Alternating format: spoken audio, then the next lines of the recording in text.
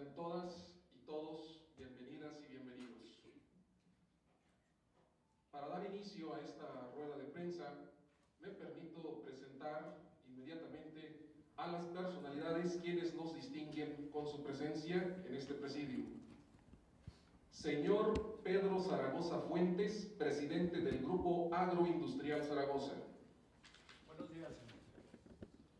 Doctor Víctor Manuel Rodríguez Recia, presidente del Centro de Derechos Civiles y Políticos con sede en Ginebra, Suiza, presidente del Instituto Interamericano de Responsabilidad Social y Derechos Humanos, exmiembro del Comité de Derechos Humanos de Naciones Unidas y relator especial para el seguimiento de cumplimiento de comunicaciones, también exmiembro y expresidente del Subcomité para la Prevención de la Tortura de la ONU.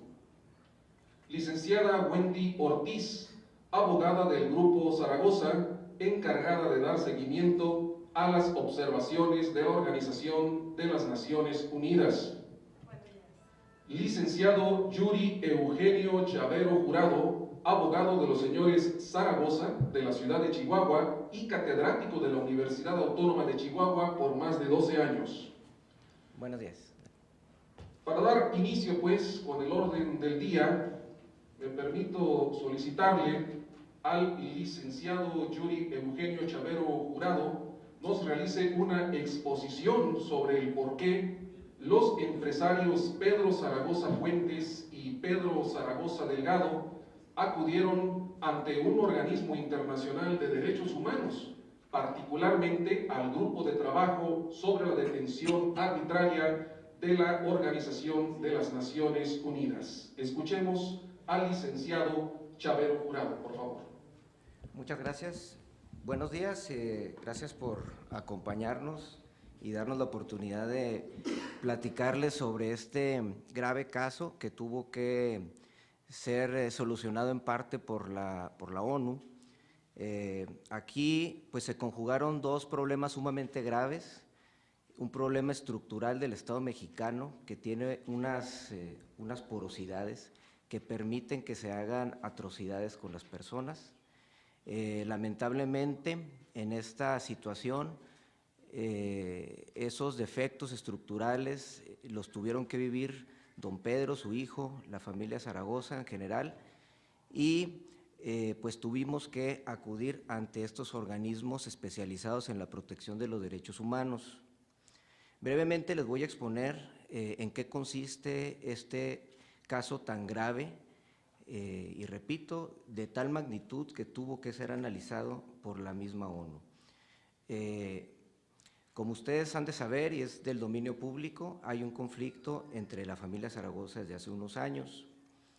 En determinado momento del 2015, 16, son años que se fueron conjugando, hubo una denuncia realizada en la ciudad de Culiacán, Sinaloa, por una supuesta extorsión telefónica.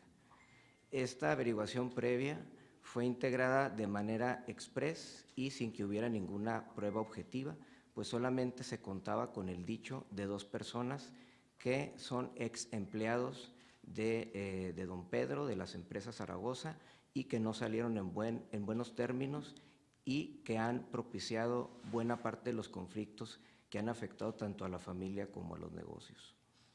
Esta denuncia se integró con esta sorprendente rapidez y se obtuvo una orden de aprehensión sin que nunca se hubiera citado debidamente ni a don Pedro ni a su hijo. Con posterioridad, Pedro Chico fue detenido en la Ciudad de México por un comando armado proveniente de la ciudad de Culiacán, Sinaloa, y se lo llevaron y lo desaparecieron por varias horas. Una vez que lo llevaron a Culiacán, fue sometido a tortura psicológica, pues lo llevaron a la morgue, le hicieron toda clase de amenazas psicológicas y lo presionaron para que accediera a que su padre y él les otorgaran fuertes cantidades de dinero y cuantiosos bienes a la parte denunciante.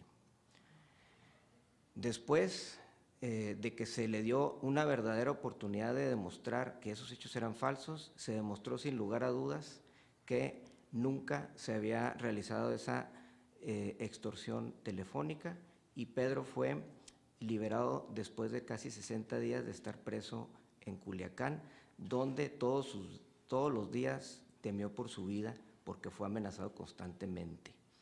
Todo esto mientras se exigía una fuerte cantidad de dinero, prácticamente como un rescate. Derivado de todas estas irregularidades, se tuvo que hacer este planteamiento ante la ONU, pues lamentablemente en nuestro país existe una figura jurídica que se llama la prisión preventiva oficiosa, que en el argot internacional se conoce como la prisión preventiva automática y ha sido rechazada por todos los organismos internacionales desde hace muchos años.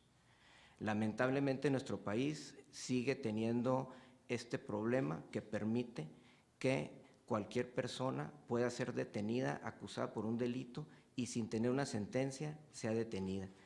A lo largo de este trabajo hemos escuchado cifras alarmantes de las personas que se encuentran en esta situación.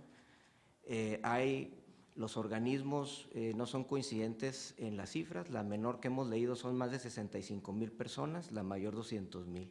Esto es un aproximado de casi 4 de cada 10 presos no tienen sentencia. Este problema no es un problema que únicamente hayan vivido los señores Zaragoza, es un problema que tenemos todos los mexicanos en potencia. Lo puede sufrir cualquiera de nosotros o cualquiera de nuestros familiares. Y eso fue precisamente este problema estructural lo que nos permitió acudir a defender los derechos, no solo de los señores Zaragoza, sino de los mexicanos en general, ante este alto organismo. El doctor Víctor Rodríguez les va a ampliar esta información y creo que por mi parte es todo. Si gusta darle el uso al señor Zaragoza de la palabra. Muchas gracias, licenciado Chavero Jurado. Enseguida, precisamente, le damos, por favor, el espacio al señor Pedro Zaragoza Fuentes para que nos dirija unas palabras. Buenos días. Agradezco a todos su presencia. La resolución de la ONU ligada a la detención.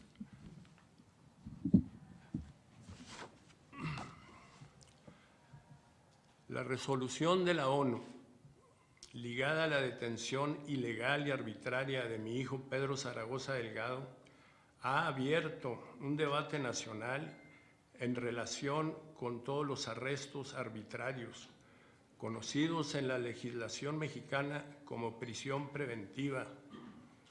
La detención de mi hijo no se puede concebir como un hecho jurídico simple. Lo tenemos que decir con todas las letras. Fue una acción perversa de los administradores de la justicia en el estado de Sinaloa. Por fortuna, para muchos que están en la misma situación, la detención ilegal de mi hijo y los actos jurídicos subsecuentes sentaron las bases de una jurisprudencia con carácter internacional.